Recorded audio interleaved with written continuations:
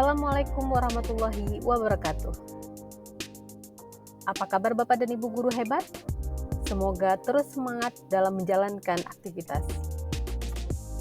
Bapak dan Ibu guru, pada video kali ini saya akan membahas tugas ruang kolaborasi modul 2.3 coaching untuk supervisi akademik.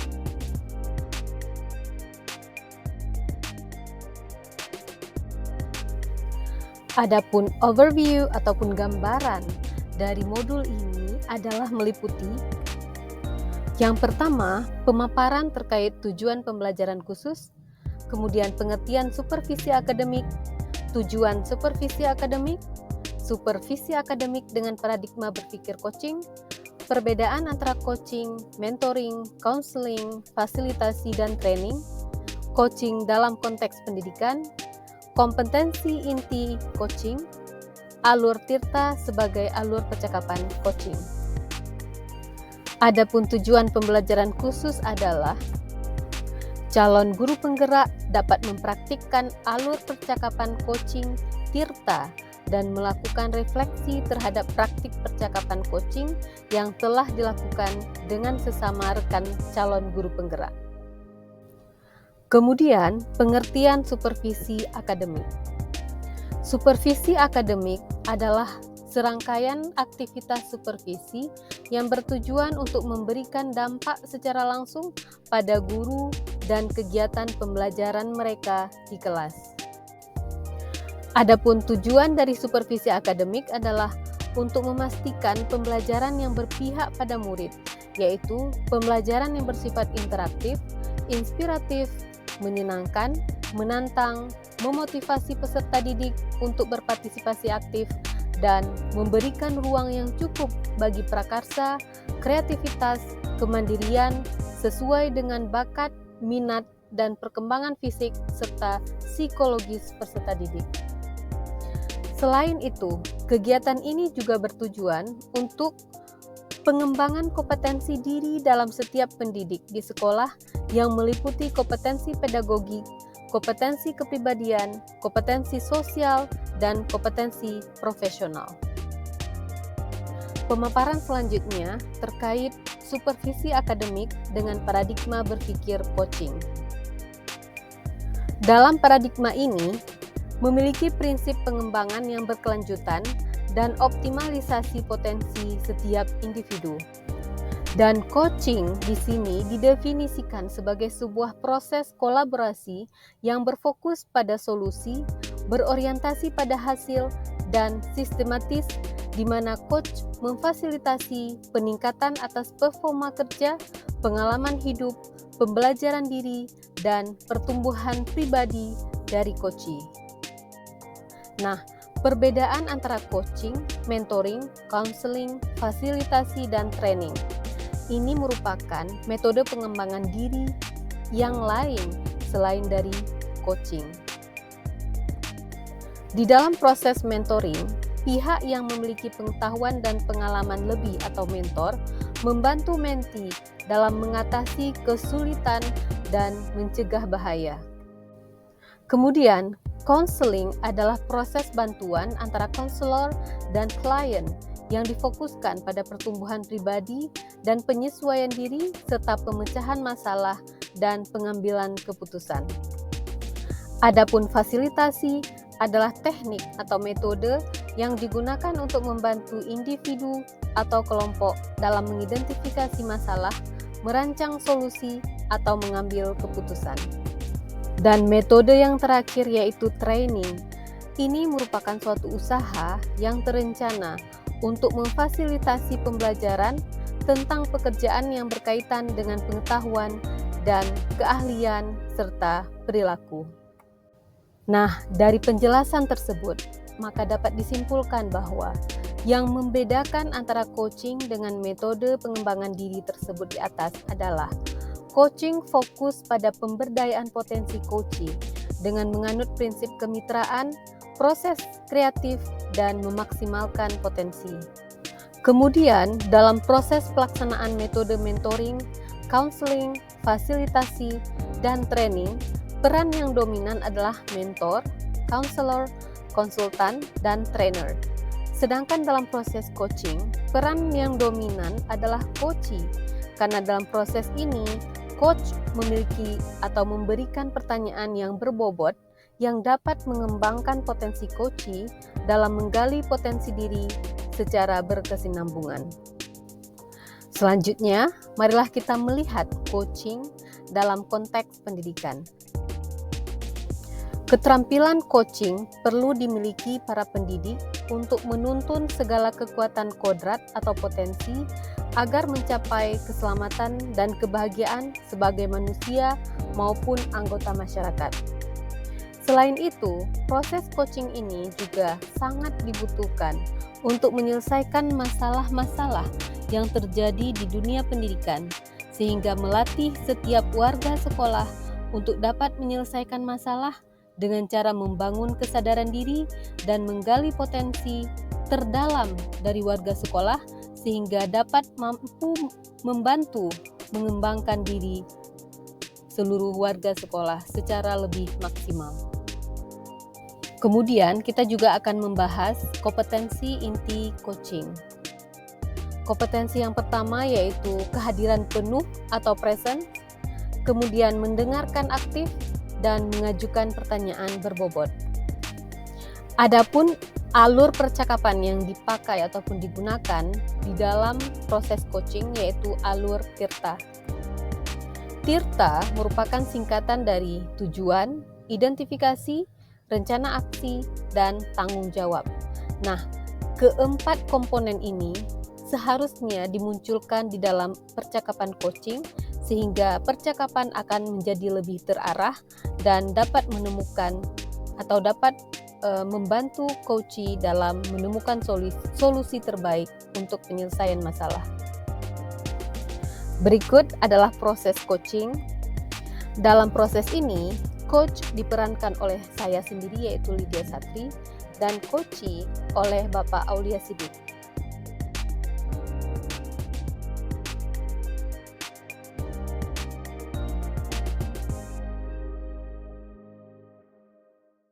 Jadi pada proses coaching yang kedua ini, yang menjadi coach itu adalah saya Lydia Satri dan coachnya Bapak Aulia Siddiq.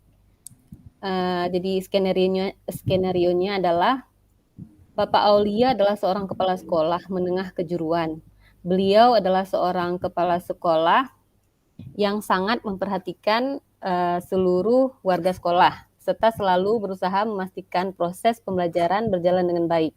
Di samping itu, beliau juga selalu berusaha menciptakan suasana yang nyaman bagi seluruh warga sekolah dengan sikap-sikap positif yang selalu beliau tunjukkan, seperti pada proses interaksi, pada setiap proses interaksi.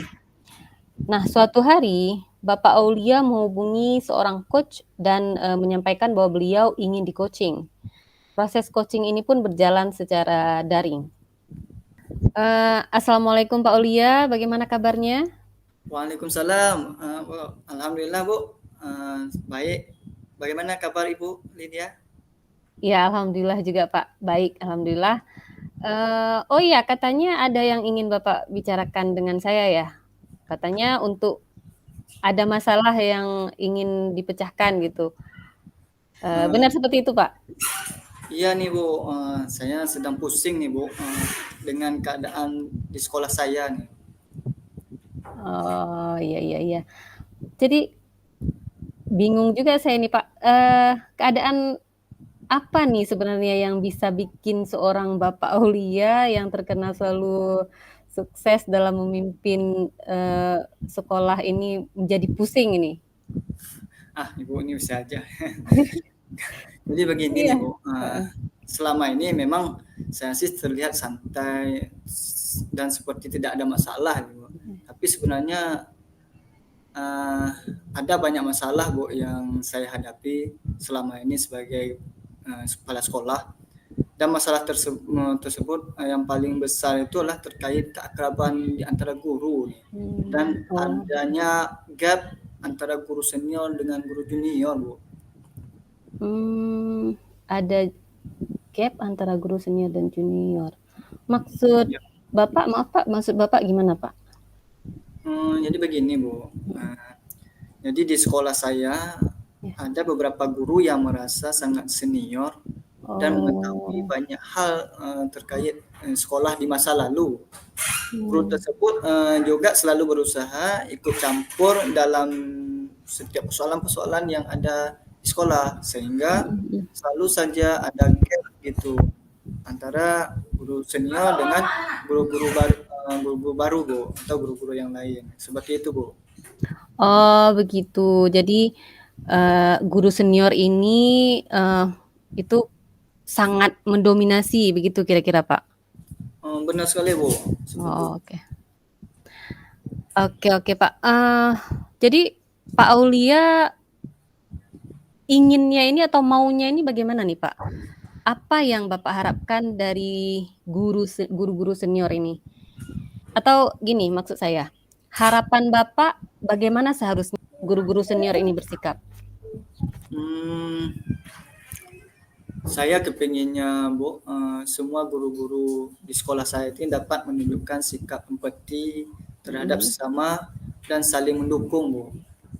Oh, jadi Bapak ingin semua guru di sekolah Bapak itu khususnya yang senior-senior ya, memiliki sikap merasa seperti yang orang lain rasakan gitu, Pak.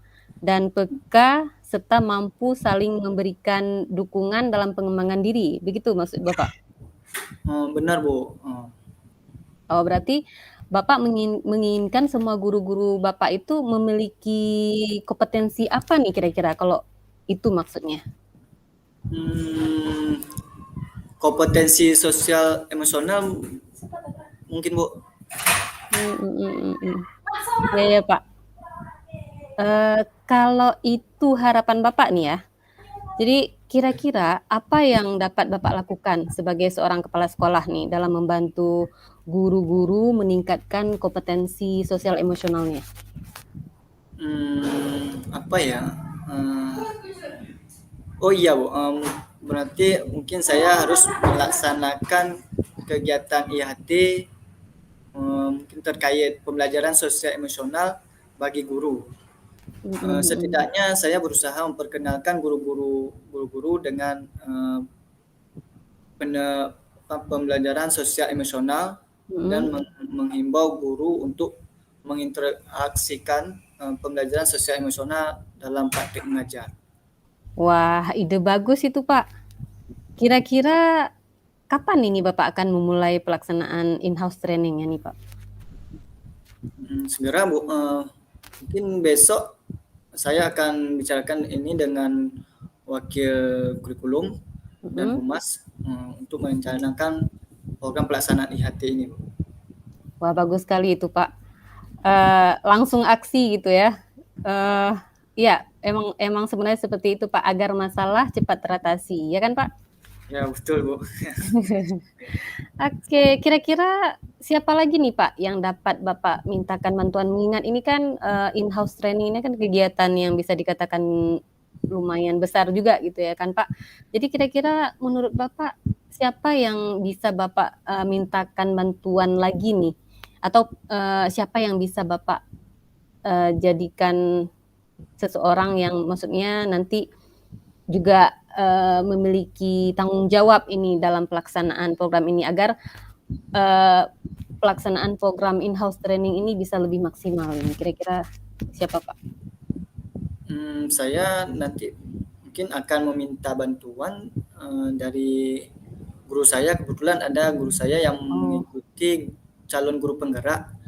Oh, iya, iya. Mhm. Mungkin nanti dengan bantuan beliau, mungkin karena beliau ini sudah memahami ya Bu ya, Mhm. memahami benar mungkin terkait tentang pembelajaran sosial emosional ini. Wah, sudah mantap nih, Pak. Jadi tinggal aksi aja nih ya, tinggal aksi aja, apa, tinggal aksi saja sekarang. Dan yang paling penting tetap semangat, Pak, karena semua masalah pasti ada solusinya. Iya Bu, terima kasih banyak Bu atas pencerahannya. Oke, jadi, setelah kita melakukan pembicaraan ini, bagaimana nih perasaan Bapak nih?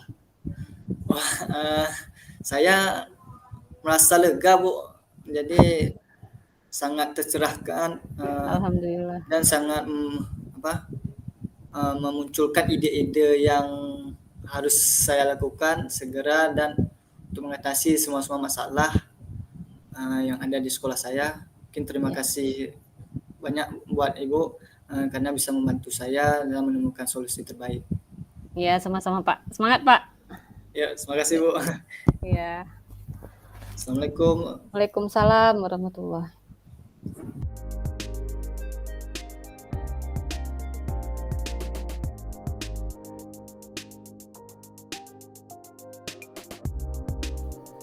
Demikianlah presentasi dari proses coaching. Semoga bermanfaat. Terima kasih dan wassalamualaikum warahmatullahi wabarakatuh.